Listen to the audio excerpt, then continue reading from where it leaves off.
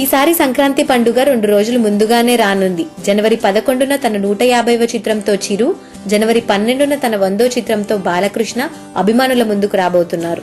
Megastar 150వ సినిమా pre release event ని చాలా ఘనంగా నిర్వహించారు. బాలకృష్ణ మూవీ ప్రమోషన్స్ లో భాగంగా పతాకోత్సవాన్ని జరపనున్నారు. 100 థియేటర్లలో శాతవాహన పతాకాన్ని ఎగరవేస్తున్నారని తెలుస్తోంది.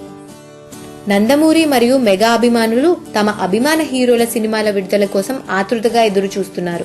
ఈ ఇద్దరి మధ్య జరగనున్న సంక్రాంతి పోటీలో ఎవరు గెలుస్తారో చూడాలి. మరి అభిమానులు పోటీ అంటున్నా ఈ ఇద్దరు హీరోలు మాత్రం తమ మధ్య పోటీ లేదంటున్నారు.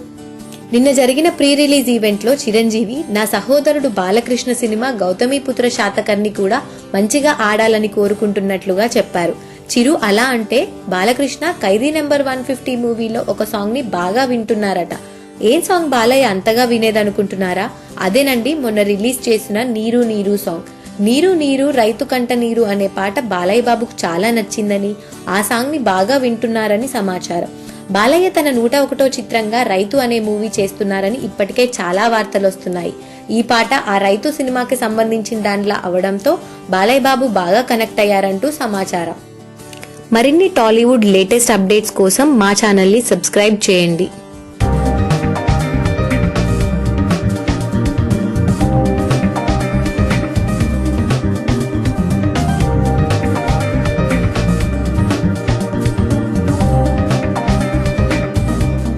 పదకొండున తన 150వ చిత్రంతో చిరు, జనవరి 12న తన 100వ చిత్రంతో బాలకృష్ణ అభిమానుల ముందుకు రాబోతున్నారు.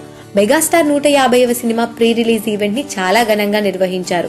బాలకృష్ణ మూవీ ప్రమోషన్స్ లో భాగంగా పతాకోత్సవాన్ని జరపనున్నారు. 100 థియేటర్లలో శాతవాహన పతాకాన్ని ఎగరవేస్తున్నారని ఈవెంట్ లో చిరంజీవి నా సహోదరుడు బాలకృష్ణ సినిమా గౌతమిపుత్ర శాతకర్ణి కూడా మంచిగా ఆడాలని కోరుకుంటున్నట్లుగా చెప్పారు. చిరు అలా అంటే బాలకృష్ణ ఖైదీ నెంబర్ 150 మూవీలో ఒక సాంగ్ ని బాగా వింటున్నారట. ఏం సాంగ్ బాలయ్య అంతగా వినేదనుకుంటున్నారా? అదేనండి మొన్న రిలీజ్ చేసిన నీరు నీరు సాంగ్. నీరు నీరు రైతు కంట నీరు అనే పాట బాలయ్య బాబుకు చాలా నచ్చిందని, ఆ సాంగ్ ని బాగా వింటున్నారని సమాచారం. బాలయ్య తన 101వ చిత్రంగా రైతు అనే మూవీ చేస్తున్నారని ఇప్పటికే చాలా వార్తలు వస్తున్నాయి. ఈ పాట ఆ రైతు సినిమాకి సంబంధించిన దానిలా అవడంతో బాలయ్య బాబు బాగా కనెక్ట్ అయ్యారంటూ సమాచారం.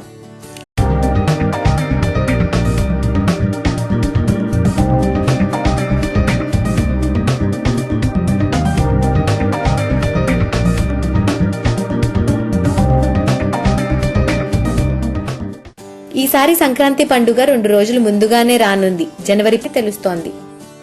నందమూరి మరియు మెగా అభిమానులు తమ అభిమాన హీరోల సినిమాల విడుదల కోసం ఆతృతగా ఎదురు చూస్తున్నారు.